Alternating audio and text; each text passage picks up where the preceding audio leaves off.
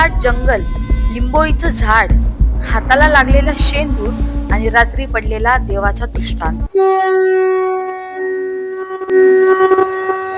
आज आपण जाणून घेणार आहोत खारावडेच्या जागृत म्हसोबा देवस्थानाची कथा. Hello everyone, welcome back to the another YouTube video. आज आपण जाणार आहोत श्री म्हसोबा देवस्थान खारावडे येथे. आम्ही निघालो आहोत एनडीए रोड मार्गे. तुम्ही चांदणी चौक मार्गे सुद्धा येऊ शकता. जाता जाता आम्ही एनडीए गेटच्या कमळादेवी मंदिरात दर्शन घेतलं. तुम्ही जर पहिल्यांदा येत असाल तर गुगल मॅप्स वर श्री म्हसोबा टेम्पल खारावडे असं सर्च करून रूट चेक करू शकता. एनडीए रोड मार्गे जाताना तुम्हाला बहुली, मांडवी, कुर्जे ही गावं लागतात आणि आत्ता सध्या ह्या साईडला चालू आहे रिंग रोडचं काम, त्यामुळे रस्ता थोडासा खराब आहे.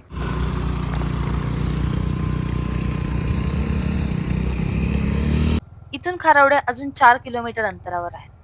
गावात शेताच्या बांधावर, शेताच्या कडेला तुम्ही म्हसोबाची छोटीशी मूर्ती किंवा देवस्थान नक्कीच पाहिलं असेल. पण तुम्हाला कधी प्रश्न पडलाय का, की म्हसोबा नेमका कोण आहे आणि प्रत्येक शेताच्या बांधावर म्हसोबाचं स्थान का आहे? म्हसोबा म्हणजे ग्रामीण भागात श्रद्धेने पूजला जाणारा एक जागरूक रक्षक देव. शेताचं, पिकाचं आणि संपूर्ण गावाचं रक्षण करणारा क्षेत्रपाल म्हणून त्याची पूजा केली जाते. असं मानलं जातं, की जिथे म्हसोबाचं स्थान आहे, तिथे वाईट शक्तींना प्रवेश करता येत नाही.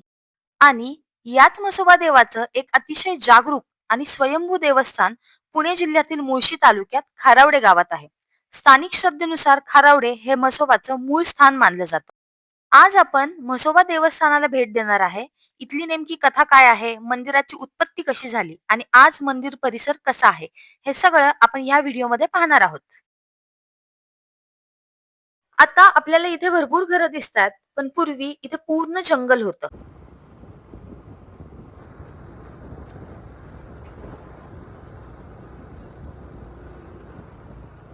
आणि आता आपण पोहोचलो आहोत श्री म्हसोबा देवस्थान खारावडे येथे आणि समोरच तुम्हाला बस दिसत असेल.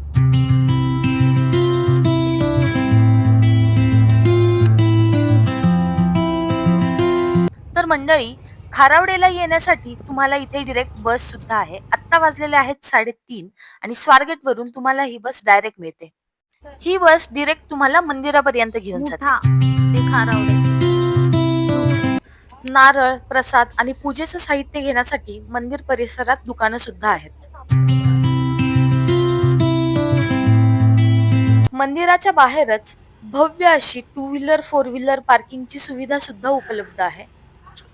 आज गर्दी थोडी कमी आहे, पण अमावस्येच्या दिवशी हा पार्किंग एरिया पूर्ण भरलेला असतो.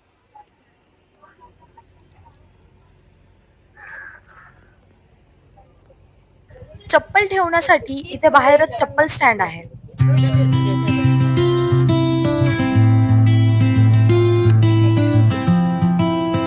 आता आतमध्ये जाण्यासाठी आपण ह्या मार्गे जाणार आहोत.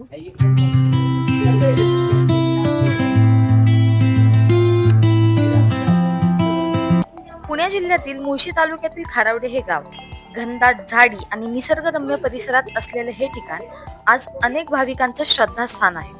स्थानिक कथेनुसार एकदा बुवाजी मारणे हे घनदाट झाडीत पालापाचोळा गोळा करत होते.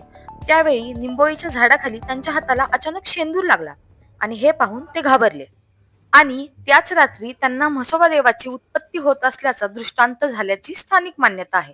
त्यानंतर त्यांनी याच ठिकाणी उत्खनन केले आणि त्या उत्खनन करताना तिथे त्यांना शेंदूर लावलेली मोठी मूर्ती आढळली. हीच मूर्ती आजच्या मंदिरातील मूळ मूर्ती असल्याचे स्थानिकांकडून सांगितले जाते आणि म्हणूनच खारावडे हे म्हसोबाचं मूळ स्थान मानलं जातं.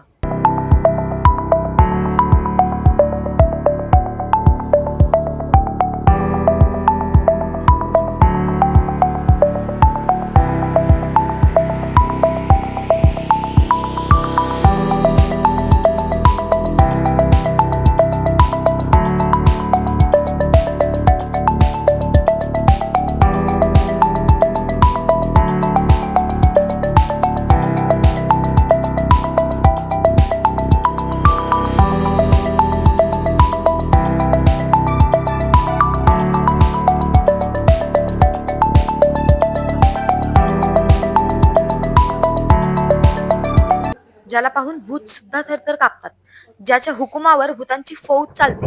शेतकऱ्यांसाठी म्हसोबा म्हणजे मानाचा पहिला देव. शेतात विहीर काढताना, पेरणी करताना, नांगरणी करताना म्हसोबाचा आशीर्वाद घेतल्याशिवाय शेतकऱ्याचं इथं पान सुद्धा हलत नाही. पण तुम्हाला माहितीये का, की शेतकरी आजही म्हसोबाच्या कोपाला इतके का घाबरतात? कारण म्हसोबा हा शंकराचा क्रोध अवतार आणि देवाचा अनादर झाला किंवा देव रागवला तर कोप होईल अशी भीती आणि प्रचंड श्रद्धा आजही ग्रामीण भागात जपली जाते. म्हसोबाला भूतांचा अधिपती मानला जातो.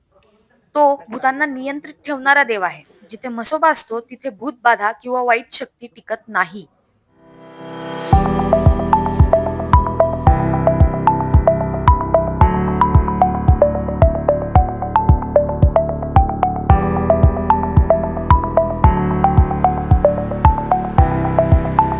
मंदिराचा पूर्ण परिसर अतिशय स्वच्छ आणि भव्य असा आहे. कुठेच तुम्हाला जरा पण घाण किंवा कचरा इथे दिसणार नाही. मंदिराच्या मागच्या साईडला लहान मुलांसाठी आणि भाविकांसाठी एक छोटंसं गार्डन सुद्धा आहे.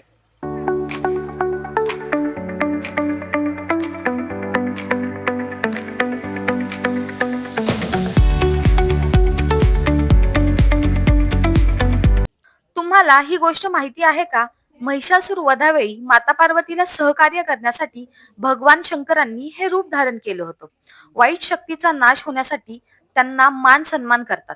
नवरात्रीत अष्टमीच्या दिवशी शेंदूर लावून म्हसोबाची पूजा केली जाते. दर महाअमावस्ये दिवशी म्हसोबाला नैवेद्य दाखवला जातो.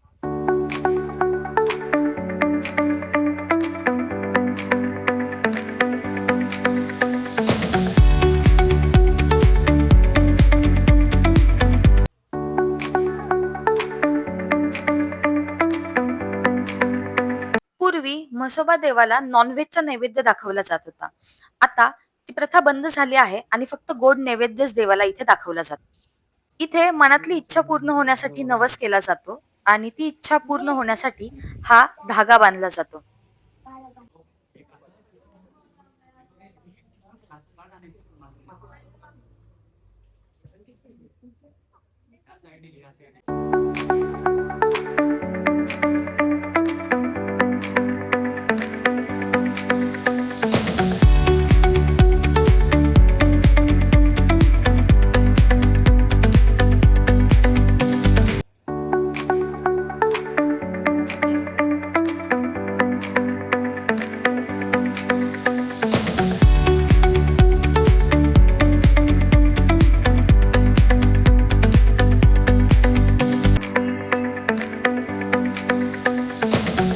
पूर्वी हे मंदिर लहान होतं, पण भक्तांची प्रचंड गर्दी असल्यामुळे मंदिर मोठं करण्यात आलेलं आहे.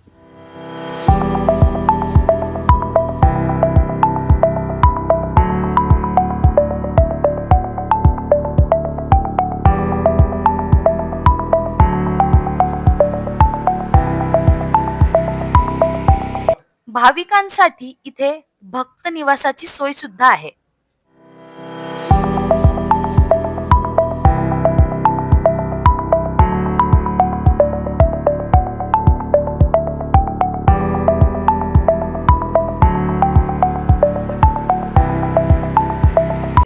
अशा जागरूक आणि स्वयंभू मंदिराला नक्की भेट द्या. तुम्हाला जर हा व्हिडिओ आवडला असेल तर व्हिडिओ लाईक करा आणि चॅनलला सबस्क्राईब करायला विसरू नका आणि हा व्हिडिओ जास्तीत जास्त भाविकांपर्यंत पोहोचवा.